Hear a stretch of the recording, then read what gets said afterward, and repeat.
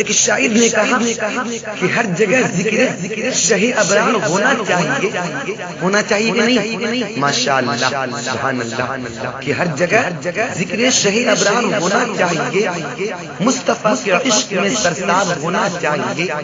ارے ڈوب ہی سکتی نہیں کشتی بھور میں دوستو، شرط ہے کہ مصطفیٰ سے پیار ہونا چاہیے۔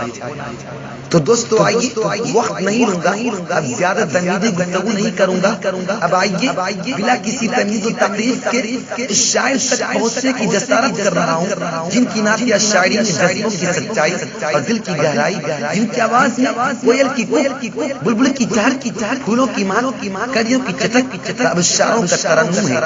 انہیں موسم بہار کی طرح چھانا بھی آتا ہے اور فرقہ بادل کی طرح برسنا بھی آتا ہے، جن کی آواز شیرینی ہرے کو متاثر کر دیتی ہے۔ جب وہ گنگناتا ہے تو نفس میں یقین کی چنگاری بھر دیتا ہے۔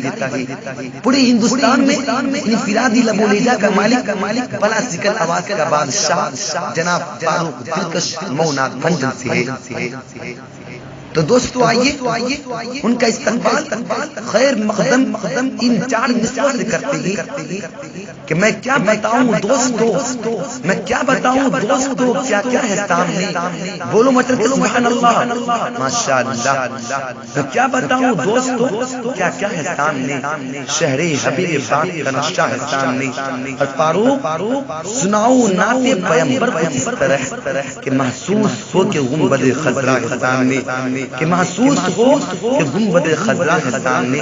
تو دوستو آئیے آپ کے سامنے تشریف لا رہے ہیں شاعر اسلام، سنائیں گے نعتیہ کرام، سنائیں گے آپ تمام فاروق دلکش ہے جن کا نام، مئو ان کا مقام، نظامت کرنا ہے میرا کام، شاہد رحمانی ہے میرا نام، دربھنگا ہے میرا مقام، تشریف لا رہے ہیں شاعر اسلام، سنائیے اپنا کلام، شاہد رحمانی کو دیجیے آرام۔